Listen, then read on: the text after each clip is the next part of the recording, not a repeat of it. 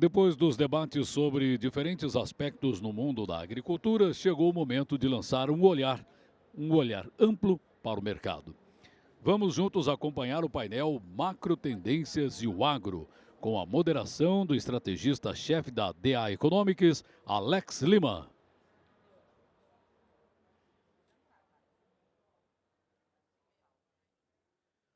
Somam-se a ele os palestrantes convidados para este painel, o sócio da Panambi Capital, Reinaldo Grazi.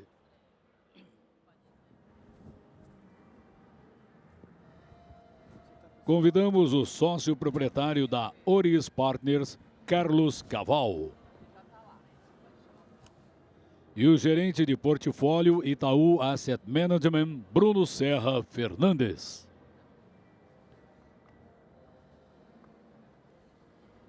Começa agora o painel Macro Tendências e o Agro, com a palavra Alex Lima. Olá pessoal, boa tarde, obrigado a todos pela participação. Você vê da Data Agro nesse painel aqui, a gente conseguiu chamar um time de ponta. Aqui a gente tem Reinaldo Grazi, Bruno Serra, Carlos Caval. Temos aqui junto gente que passou pela academia há bastante tempo, setores do governo. Caval foi membro do BNDES, Secretaria do Tesouro. Bruno Serra e Reinaldo Grazi, em diferentes mandatos, foram diretores de política monetária do Banco Central no Brasil. Então hoje a gente tem bastante orgulho de estar aqui junto com vocês. A gente convidou também o Carlos Viana, ele teve um probleminha de saúde, de última hora não conseguiu participar, a gente deixa um abraço para ele. Bem, vamos falar um pouco então de macro Brasil, vamos começar endereçando o problema mais de primeira ordem, né? E eu queria direcionar essa pergunta para o Carlos Caval, que tem um pouco mais de experiência olhando o fiscal no Brasil durante muitos anos. Caval, se a gente olhar hoje os preços de Brasil, né? A gente olha o câmbio, saímos de um patamar de alguns meses atrás de 5 para 5,40, 5,50 nos últimos dias. A gente viu também juros reais bater esse patamar a mais de 6%, né? Principalmente nos papéis de inflação do governo mais longos. A gente vê a Bolsa também em patamares historicamente que pode ser considerado barato, né? Perto de 120 mil, negociando 7 vezes lucro, que em termos de histórico é uma bolsa barata para o Brasil. E parece que tudo isso está sendo embutido um prêmio de risco no Brasil, que se derivou por uma percepção de risco fiscal mais aguçada. Para lembrar como a gente chegou aqui, essa percepção de risco mais aguçada começou com o diálogo do ministro Haddad com o setor produtivo, né? Ele aí deixando indiretamente que não tinha tanto controle da parte, principalmente dos gastos, então contrapondo um pouco a cadeira dele com o presidente Lula. E ao mesmo tempo a gente teve essa MP, né, da desoneração do PIS e COFINS, que foi uma maneira muito truncada de ter aparecido para o mercado, né? Foi do dia para a noite, não foi negociado com o setor produtivo, não teve nenhum tipo de diálogo, ela apareceu e causou toda essa comoção. Então hoje os ativos de Brasil estão refletindo um prêmio fiscal, né, e um prêmio de desarranjo institucional. Historicamente, o governo, né, governos de mercado emergente, mas governos de maneira geral são sensíveis a preços de mercado. Parece que dessa vez a corda está mais esticada que o normal. É correta essa leitura? O que a gente pode esperar daqui para frente do ponto de vista, né, do governo se acomodar e se existe algum, né, na sua leitura, algum horizonte onde o governo começa a se reorganizar e conversar melhor com o mercado para a gente poder ter um equilíbrio melhor do nível de preços? Bom, boa tarde a todas e todos, um prazer estar aqui nesse evento. Obrigado, Alex, pelo convite, e um prazer estar aqui também ao lado do Reinaldo e do Bruno, dois craques aí que vão poder certamente enriquecer muito sobre a questão do cenário macro, política monetária, enfim, pela experiência que tiveram lá no Banco Central, um tema super importante nesse momento. Do ponto de vista da taxa de juros, né, e aquilo que a política fiscal, né, contribui nesse sentido, né, a gente sabe que o Banco Central ele tem controle tão somente sobre a taxa de juros de curto prazo, né, a taxa Selic, né. decidida aí na reunião do Copom, como foi na semana passada a decisão da manutenção, né? Acontece que para o segmento do agro, inclusive, é muito importante a gente levar em conta que as taxas de juros de prazo mais longo, né, elas são determinadas pelo mercado, né? E acho que até houve uma observação importante que o Banco Central fez na última ata divulgada essa semana da reunião de política monetária, quando ele chamou a atenção que nos países emergentes está havendo um descolamento, né, das curvas de juros em relação ao juro global, né? O que ele quis dizer com isso é que, pelo menos de um mês para cá, a gente observou que lá nos Estados Unidos, né, a taxa de juros de longo prazo, que é hoje bastante alta, né, em torno de 4,30%, 4,40%, já teve mais alta no ano passado, ela está no momento, vamos dizer, dando uma certa trégua aos mercados, né? E que as taxas de juros dos países emergentes, né, elas vêm se descolando desse comportamento, vamos dizer, um pouco mais tranquilo, né, vindo da economia americana. E por que isso? Né? Por conta dos seus próprios fundamentos macroeconômicos, né? E no caso do Brasil, chama atenção exatamente o aumento da incerteza com relação ao rumo da política fiscal, né?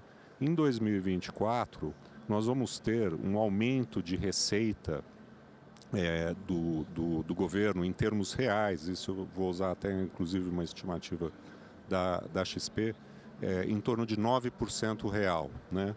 Então já tem um aumento de arrecadação muito grande esse ano, até por medidas de aumento de imposto que foram aprovadas no final do ano passado, né? A agenda do ministro Haddad.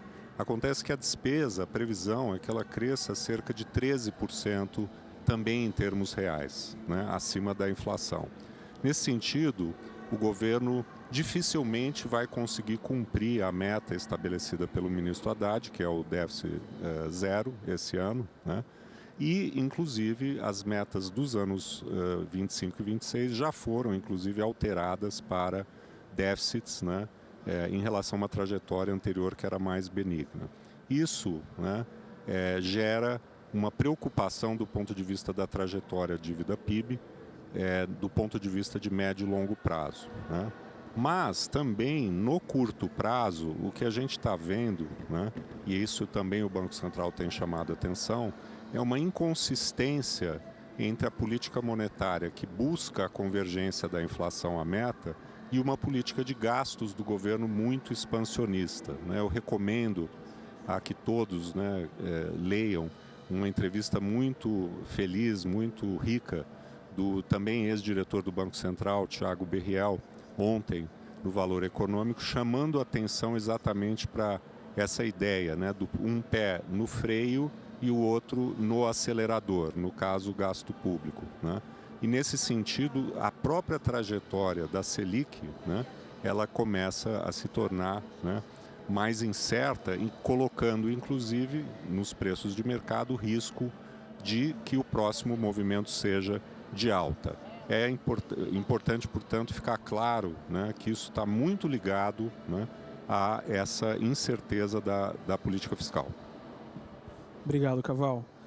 Eu queria continuar, então, já que a gente está vendo como intimamente é ligado a questão da política fiscal com a política monetária, então voltar a atenção aqui para o Legrazi e para o Bruno Serra, então a gente falar de um pouco de perspectiva de Selic, né? A gente veio, então, tirando um pouco desse acidente, né, como o Caval falou, que é bem idiosincrático de Brasil, né?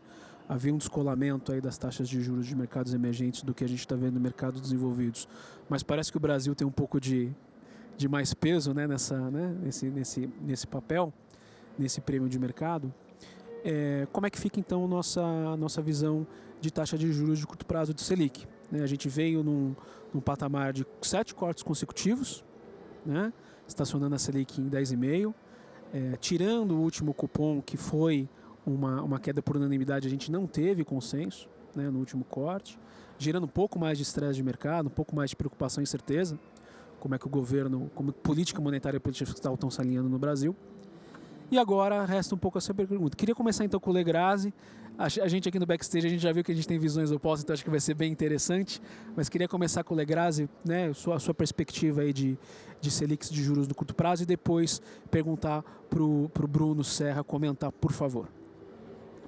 Bom, antes de mais nada, obrigado pelo convite. Muito bom estar aqui com esses craques e falando para uma plateia de expoentes da indústria, de uma indústria, talvez a indústria mais dinâmica da economia brasileira. Então é um prazer estar aqui num estádio tão bonito. Eu não sei se nós temos opinião tão divergente, não. Acho que a opinião de todos é que o cenário é um cenário ruim, um cenário difícil. A gente fala desafiador, mas que quer dizer que é um cenário ruim. O fiscal, o Caval falou bastante, eu acho que é isso, mostra que a receita é menor que despesa e isso é um caminho ruim. E quando o fiscal é expansionista, ele pede mais taxa de juros. A gente saiu da pandemia no mundo com taxa de juros neutra mais alta, ou seja, para manter a inflação no patamar anterior, pós-pandemia, no mundo inteiro, está pedindo o juro um pouco mais alto. E no Brasil também. A taxa de juros neutra no Brasil era em torno de 4, o Banco Central agora diz que ela é 4,75, mas ela aparentemente está mais próxima de 6. Então, quando a gente olha o nível de Selic hoje, que é um 6,5% de taxa de juros real, ele não é muito contracionista. Então, não dá para dizer que a taxa de juros no Brasil está extremamente alta. Não está extremamente alta. As condições é que estão bem ruins. Então, o juro caiu 325 pontos, né? Que é bastante, podia ter caído mais, mas nessas condições o espaço para queda diminui drasticamente. O cenário que a gente tem de positivo é se a taxa de juros dos Estados Unidos começar a cair em algum momento, aqui pode botar uma pressão baixista, mas fora essa, quase todos os outros sinais são ruins. E eu vou deixar para o Bruno fazer um pouco o contraponto disso. Obrigado, Legrazi. Obrigado. Bom, obrigado, Legrazi.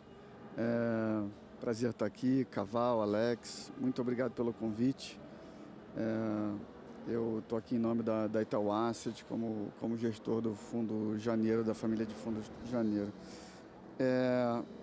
Acho que o Legrazi deu a deixa, assim, eu não tenho nenhuma divergência relevante, nem com consenso, nem com nada que o Legrazi disse sobre a condução da política monetária, quando a gente está olhando taxa de juros neutra, quando a gente está olhando inflação corrente, expectativas de inflação, etc. Mas eu estou vendo a questão atual na ótica de um processo de construção de credibilidade, que ele sempre tem que acontecer. Infelizmente, o palestrante que não pôde estar com a gente aqui, o Carlos Viana, ele tem uma carreira acadêmica também de destaque. Ele tem um artigo que fala de transições em bancos centrais. Não fala só do Brasil, é Banco Central no mundo. E é típico, você consegue ver esse efeito estatístico nas últimas reuniões de um Banco Central que está deixando a cadeira de presidente ou diretoria e na primeira ou segunda reunião de quem está assumindo tem um viés para uma alta de juro. É natural. O trabalho do Carlos, ele não controla para quando você está trocando numa situação em que o Brasil está vivendo, né, onde o Banco Central está sob ataque do governo novo que assumiu, sem aqui querer justificar cada lado, mas o fato é que o ataque em cima das pessoas do Banco Central acaba sendo um ataque em cima da condução da política monetária, essa percepção que se tem do lado de cá. Então, o processo de formação de expectativa de inflação, ele passa a funcionar de um jeito truncado. E aí a consequência disso é uma depreciação cambial e um aumento da curva de juros, da ponta longa da curva de juros, que no final das contas, né, conforme os lags forem se materializando, a gente vai ver um aumento real da inflação corrente. É isso que a gente está contratando nesse debate recente.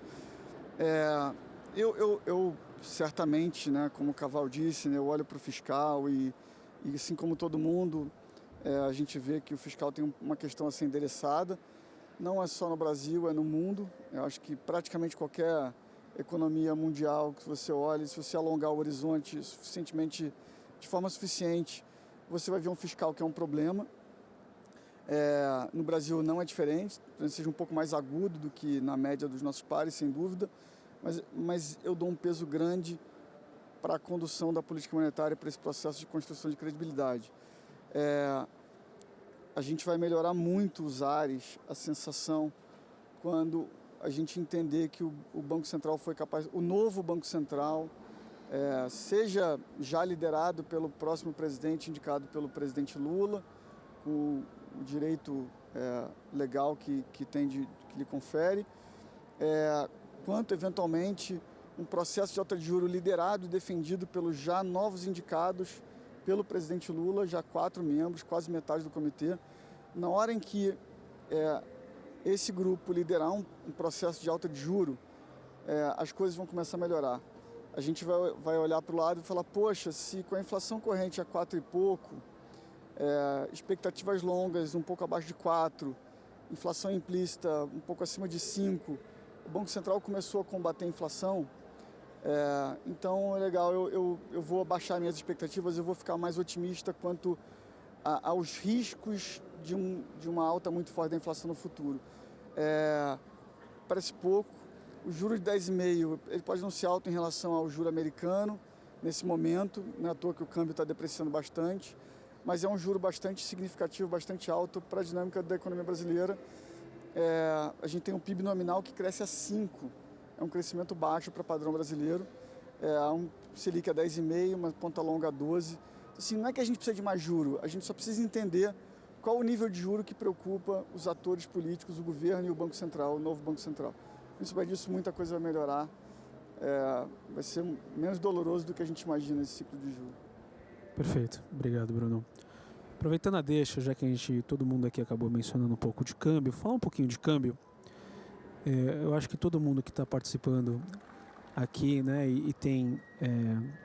que participa do setor produtivo, é ou importador de insumos ou exportador de algum tipo de commodity, né? O agro ele acaba tendo uma vida bastante alinhada com o setor, com a parte de câmbio, né? A gente na Data Agro, a gente recebe esse tipo de pergunta semanalmente. E eu acho que existe uma expectativa que vai se materializando no Brasil de ser um exportador líquido de commodities. A gente bate recorde todo ano de exportação de grãos, a gente bate recorde de exportação de energia, petróleo, de minério de ferro. Então, assim, a gente vê os números de balança comercial melhorando do ponto de vista de saldo, né? E parecia que existia uma promessa de que isso estruturalmente poderia ajudar o câmbio, né? O câmbio do Brasil se valorizar. É óbvio, quando a gente tem esse desarranjo mais institucional, fiscal, esse prêmio, incerteza sobre inflação, tudo vai pela janela. Minha pergunta né? E aí começar com você, Bruno, se quiserem comentar também. Muito difícil falar onde vai estar o câmbio no final do ano, mas quais são os cenários, dado essas variáveis, em onde que a gente pode ter um câmbio mais positivo e quais são os cenários onde a gente pode ter um câmbio mais depreciado? Acho que essa é uma maneira mais justa de a gente entender o real daqui para frente. Alex, eu errei, diria que provavelmente foi o ativo que a gente teve uma visão mais errada esse ano, foi o câmbio. Eu, de fato, entrei o ano com a cabeça que você mesmo descreveu, um país que vinha surpreendendo de crescimento para cima e mesmo assim vinha crescendo balança comercial e melhorando a conta corrente de uma velocidade importante. Isso para mim era a receita para um câmbio mais apreciado. Eu achava que, eu já tinha essa visão que o Banco Central precisava ser mais cauteloso no ciclo de juros. E no início do ciclo ele foi menos cauteloso do que eu imaginava, que eu achava que seria ideal.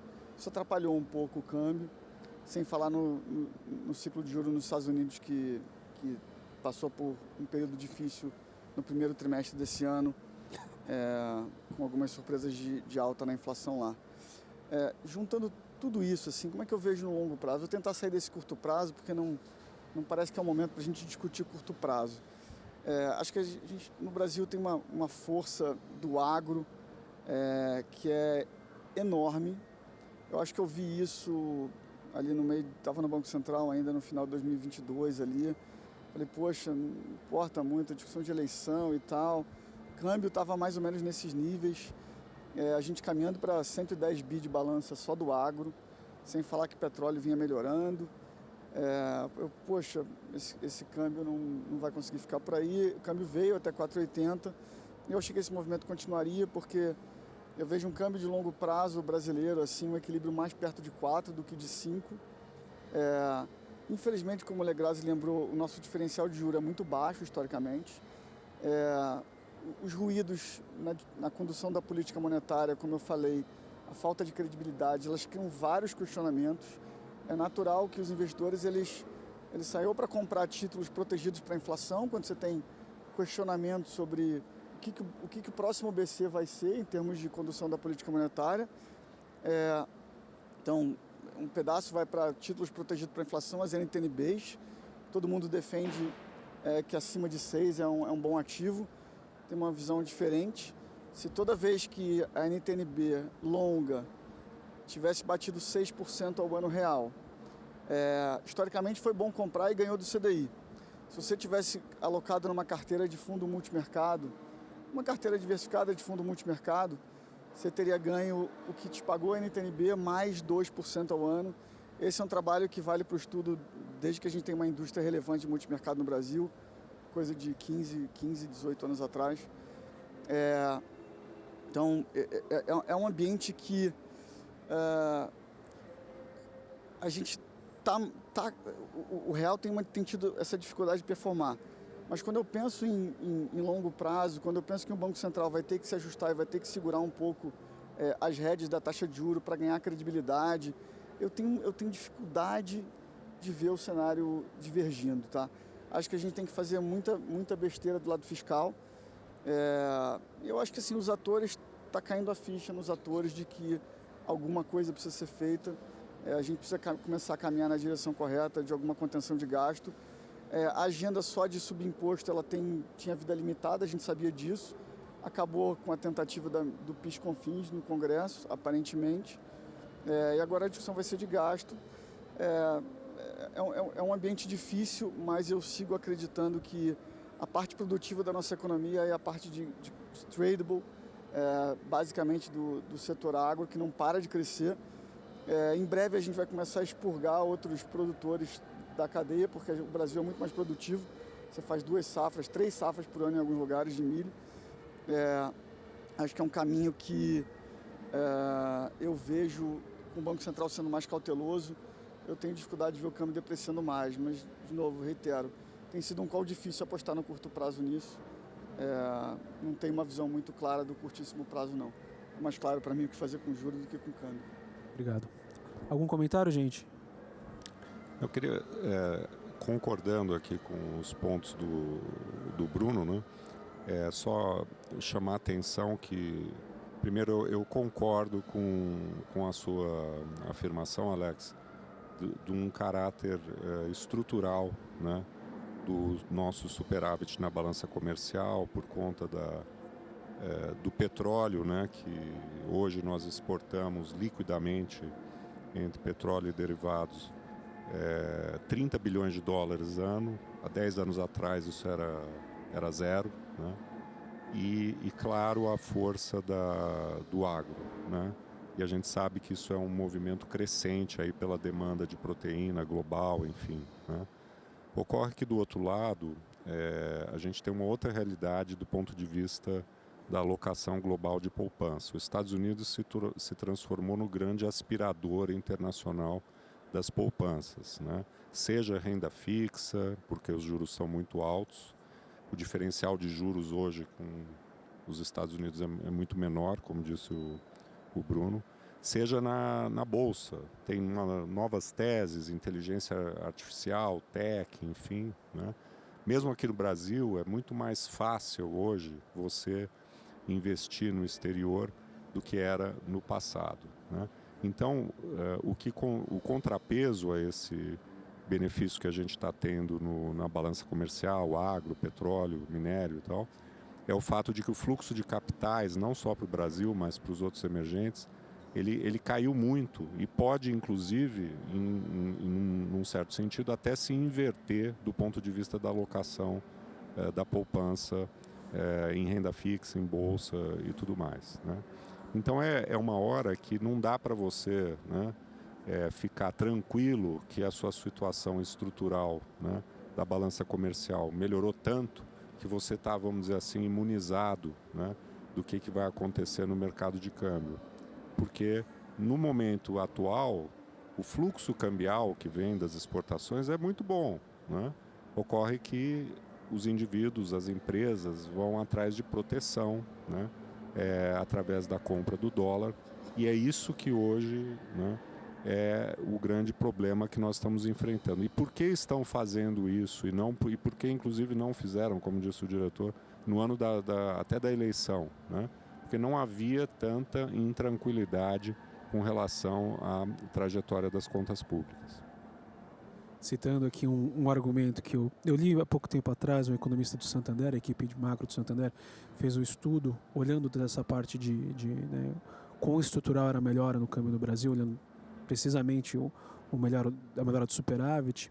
Uma das conclusões que eles chegaram, e a gente viu isso um pouco, é claro, tirando esse episódio mais recente de volatilidade e prêmio fiscal, foi uma queda na volatilidade do real, né? O real ficou muito tempo com baixa volatilidade, bem nesse momento que você mencionou, Bruno, em 4,80, 5, 5,10, assim, parecia... É uma coisa que deixou muita gente coçando a cabeça, né? Uma moeda de mercado emergente, com beta de mercado emergente, mas com volatilidade bastante baixa. E muito provavelmente, como citou o time do Santander, se não me engano foi o Janquiel Santos, que autorou esse estudo, era por causa desse fluxo de dólares contínuos, né, que acaba ajudando. É claro que, como o Caval falou, tem esse contraponto, né, do que fazer com a poupança global, né, e aí os Estados Unidos com juros a 5. Todo esse mundo de tecnologia, né, dos 6 trilhões de market cap do S&P 500, de variação positiva do S&P 500, 2,5 é NVIDIA. Então essas teses novas, de fato, sugam muito capital, sugam muito interesse. Mudando para a próxima pergunta, já fazendo a ponte então dos Estados Unidos, né, fico curioso para saber, cada vez mais a gente vê policymakers no Brasil falando de juros nos Estados Unidos, né, esse novo ponto de equilíbrio. Então, assim, gostaria de perguntar para o Legrazzi, começando aqui para o Legrazzi, fiquem à vontade para comentar, um pouco como é que está a cabeça de vocês, né, do ciclo de política monetária americana, né, difícil de dissociar. Legrazzi, sua cabeça com relação, se eles estão realmente chegando no momento de pausa, é extremamente fluido o que está acontecendo lá, a gente vê a expectativa de inflação piorar também, a gente tem uma eleição que, se der Trump, tem toda uma questão de imigração que pode, né, piorar as expectativas inflacionárias. Então eu fico curioso para saber como é que está a cabeça aqui do painel com relação à taxa de juros nos Estados Unidos. Legal, Alex. O Bruno falou aqui do erro do primeiro trimestre, na virada do ano, que ele teve, eu também, e vários outros analistas de mercado, que a situação internacional terminou o ano de 23 muito bem.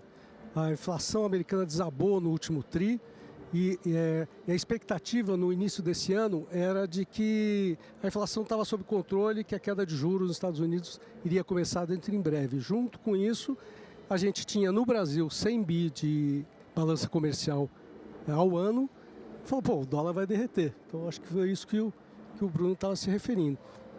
Isso veio um pouco, esse erro que todos nós cometemos, veio muito em função da influência do presidente do Banco Central dos Estados Unidos, que ficou muito animado com aquele último tri e fez discursos muito animadores.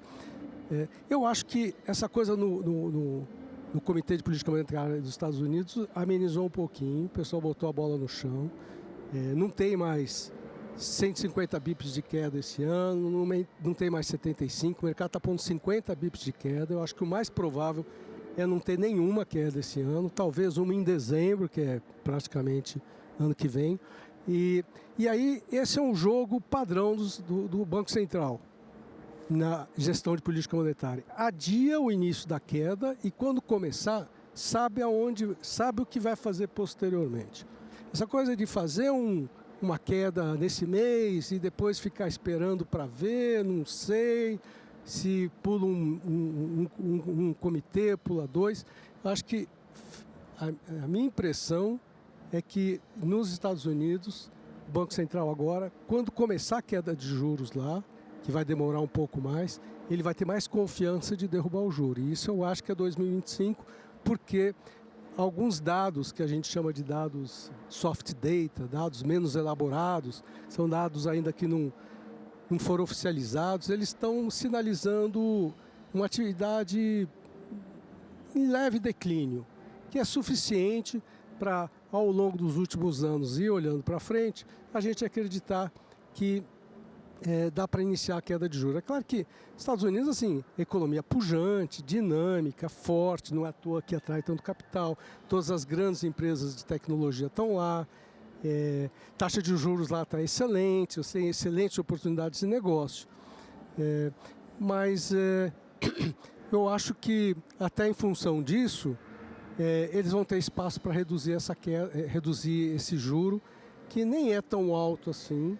Nós estamos falando em 5 e pouco, a gente está acostumado que há 20 anos o juro é baixo, 15 anos o juro lá é muito baixo, mas o juro aí vai poder ir para uns 4, 4,5%, começando provavelmente logo no início do ano.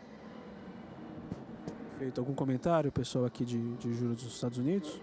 Se eu puder adicionar, mas porque eu tenho uma visão um pouco mais otimista desse lado, assim, ainda. Eu vou fazer aquele susto do primeiro trimestre, eu acho que ele foi olhado com uma lupa grande demais, assim. Aquilo assustou demais os investidores. Obviamente, alguns trades não andaram por isso naquele momento. Vou dar um exemplo que eu acho importante, tá? Quando eu estava ainda lá no Banco Central, ficou claro para mim um fenômeno que todo segundo semestre estava todo mundo preocupado com o crescimento no Brasil. Poxa, recessão. A gente falou acho que falou uns 3 anos que o segundo semestre teve perto de recessão. E o primeiro semestre a economia acelerava, porque tem umas distorções sazonais que aconteceram depois da pandemia. A gente percebe circulando na rua que as sextas, vésperas de feriado, não tem mais o mesmo trânsito que tinham antes da pandemia. A sazonalidade do trânsito, todo mundo aqui vive no dia a dia e percebe que mudou. Se mudou a sazonalidade do trânsito, imagina mudou a sazonalidade do consumo. A economia americana, especialmente do consumo de serviço, porque bens a gente cada vez mais compra pela internet, etc. Só que a economia americana é 65% de serviço. E aí faz o seguinte, agora vamos olhar a inflação. E a inflação americana, ela é tipicamente divulgada, você pega cada item dela, sazonaliza, depois você junta tudo, alguns você sazonaliza, cada um de um jeito, cada um tem a sua sazonalidade própria, depois você junta tudo e divulga o número. Aí depois a gente, economista, ou trader, portfólio manager, a gente vai pegar aquele número e dar um zoom ali em uns 20% que a gente acha importante para aquele momento, para ter o diagnóstico correto. Meu amigo, sai qualquer coisa. Sai uns números aleatórios, assim. Então você tem um processo que o Fed fica chamando do bumpy, ruidoso ali, uma estrada esburacada desse processo de desinflação.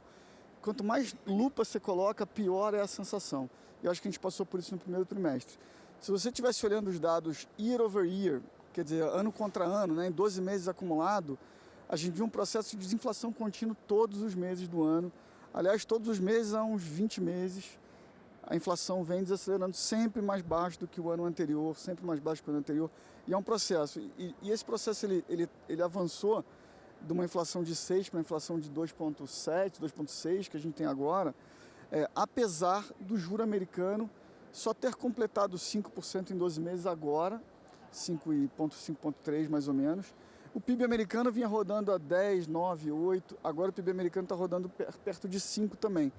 Da última vez que a gente teve PIB americano nominal, que eu quero dizer, crescendo no mesmo ritmo da taxa básica de juros foi na década de 90, que todo mundo é meio consenso, as pessoas falam disso como se fosse o pouso sobe perfeito, etc. Eu discordo dessa interpretação, que é meio consensual. porque a inflação medida pelo Core PCE, que é a meta do Fed, ela nunca parou de cair na década de 90. Então, assim, a atividade estava forte, mas a inflação só caía sem parar. A ponto do Fed chegar às vésperas da recessão de 2000, com uma inflação rodando a 1,4, 1,5. Quando veio a recessão, ela foi abaixo de 1 e gerou um pânico no Fed que botou o juro a 1. Eu não acho que o pouso suave não é isso. O pouso suave é quando você pousa e você estaciona com a inflação na sua meta. O que foi feito na década de 90 seria um erro de política monetária hoje. Na época não tinha meta de inflação explícita de 2%, muito menos, não tinha nem o índice exato a perseguir. Então aquilo não foi lido como um erro na época. Hoje seria lido como um erro na época.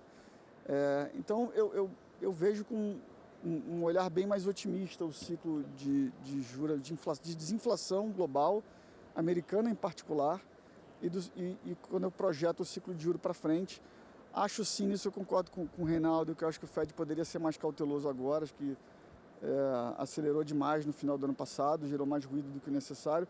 Agora o natural vai ser um pouco de cautela. O processo eleitoral ele cria ruído, então o que pode estragar a festa do meu cenário? Um novo expansão fiscal nos Estados Unidos. Não parece o cenário mais provável.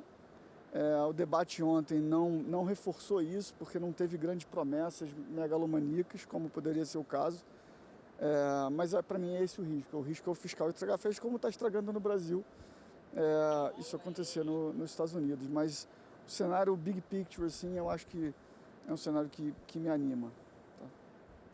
Lembrando que os Estados Unidos, né, colocando de novo em contexto, o juros alto, né, a taxa básica de juros alto é positivo para quem está interessado em alocar em corporate yields, em corporate bonds, né, porque você tem um pouco de spread de crédito. Então fazia muito tempo que a gente não via, né, bons nomes aí emitindo a 5 mais alguma coisa. A bolsa tem perspectivas boas, a curva de lucros, né, do S&P 500 indo para cima, teses novas, disruptivas. Então é um momento que realmente muito desafiador quando você olha uma alocação global para mercados emergentes. Então, mais do que nunca, seria um bom momento para a gente estar com as coisas mais ordenadas, né?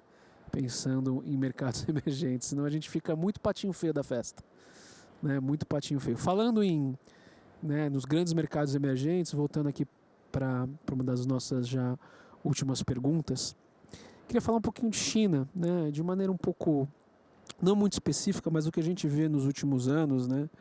A China teve um modelo de crescimento muito focado, partido muito focado, né, no crescimento ano contra ano, num modelo de bastante investimento em real estate, bastante construção, né, então bastante oferta. Isso parece que se exauriu nos últimos 3 anos, a gente tem uma crise imobiliária lá que foi um pouco mais contida. Se foi lições aprendidas com a crise americana imobiliária de 2008, a gente não sabe, mas parece que o governo fez uma implosão controlada, né? A gente vê o setor sofrendo bastante penalizado, algumas empresas quebrando, o governo não intervindo e deixando a economia sofrer. Isso causou uma fuga de investidores, né? Grandes alocadores jogando a toalha, BlackRock falando que China não era mais investível, os ativos ficaram extremamente baratos. Mas parece que a China teve nos últimos 2 anos mudou um pouco a cabeça de intenção estratégica, né? A China, enquanto a gente estava discutindo que o crescimento não era mais 8, a China foi lá e dominou o mercado de veículos elétricos globalmente, né? E hoje exporta mais que a Alemanha. Então parece que essa cabeça mais recente do líder Xi Jinping é uma cabeça de dominância tecnológica, de dominância de supply chains para segurança alimentar, segurança militar. É uma estratégia muito mais multipolarizada. E isso tem reflexo para a balança comercial, relacionamento comercial, e acho que é aí que pega o Brasil, né? Eu vejo que a China hoje parece que classifica seus parceiros comerciais em 3 grupos. O grupo A, onde ela é um pouco mais, vamos dizer, militarmente antagonista, então Estados Unidos, principalmente Europa, que é um pouco dessa paz fria, né? Onde ela tem nesse grupo diminuindo bastante o fluxo comercial e as exportações. Então, se a gente olha ano contra ano, exportações dos Estados Unidos e Europa diminuíram bastante na margem. Eles continuam sendo interdependentes, mas diminuíram na margem. Quem que retomou esse fluxo, né, com maior volume? Países onde ela é militarmente mais alinhada, então Irã e Rússia. Rússia faz bastante sentido porque é embargada, né, tanto contra a Europa quanto o resto do mundo. Irã é embargado contra os Estados Unidos há 40 anos. Exportações aumentaram bastante. E tem um outro grupo que também é um pouco mais beneficiado e o Brasil se encontra, né? Brasil e Japão. Países onde não tem laços militares tão antagonistas com a China, têm sido muito beneficiados. A gente vê as exportações do Brasil para a China e importações cada vez melhores, né? Então, minha pergunta é, nesse cenário, né, isso é positivo para o Brasil? Né? A gente tem o potencial e o momento, independente desse desarranjo que a gente está vendo, para surfar essa onda? Isso é uma coisa que a gente pode esperar para os próximos anos? Como é que está a visão de vocês? Queria começar essa pergunta com o Caval. Bom, então a gente sabe que a China é um parceiro, é o principal parceiro comercial do Brasil hoje. É fundamental no agronegócio, né? Então importa muito para nós todos o que vai acontecer por lá, né? Acho que rapidamente a China hoje, a expectativa é crescer, né? Muito menos, né? Talvez metade do que a gente lembrava muitas vezes, né? 5% ao ano. O fenômeno lá da urbanização, né? Parece esgotado, isso inclusive está ligado a essa crise aí do setor imobiliário, né? A população da China começou a decrescer, né? Então um dos componentes ali de crescimento ele não está mais presente e ela está com um excesso de capacidade no setor industrial que está aparecendo aí por intermédio do carro elétrico, das exportações de aço e tal, que estão gerando medidas protecionistas aqui no Brasil, até pelo viés do governo, mas não só aqui no Brasil, né? Nos Estados Unidos, na Europa e tudo mais. E ela voltou a ser uma exportadora de deflação via bens industriais, né? Então o excesso de capacidade lá gera essa pressão para baixo no preço dos produtos industriais e está ajudando nesse processo de desinflação global, né? Em boa medida, embora, né, o grande nó dos serviços ainda continue, né? Então, eu diria que hoje a China crescer menos, né, e está enfrentando esses seus problemas de desequilíbrio domésticos, né, é positivo, né, porque a gente tem uma economia global que está menos, vamos dizer, dependente, né, do crescimento chinês como já foi no passado. Os Estados Unidos crescendo muito bem, né? E nesse sentido, a gente observa as commodities que agora nós exportamos, minério, petróleo e tal, em patamares de preço muito mais elevados. O preço a pagar por isso é um juro de equilíbrio mais alto, né, que, como disse o Reinaldo, nem é tão alto assim. Então, eu resumindo aqui, eu gosto de dizer para os nossos clientes, o mundo está bem, né? Ele tem uma série de problemas geopolíticos e tal, mas do ponto de vista econômico ele está bem.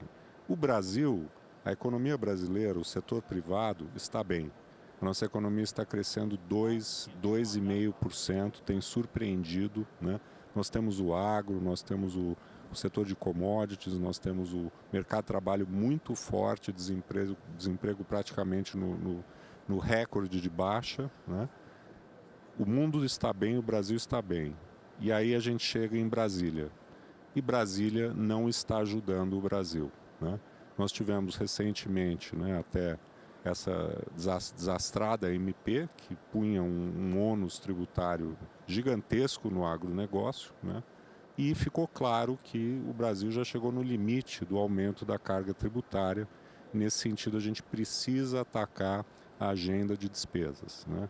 Hoje, o que está atrapalhando o Brasil vem de Brasília. Perfeito. Obrigado, Caval. Eu queria, então, pegar essa fase final. O Caval já começou aqui no que seria numa agenda, né, de política pública.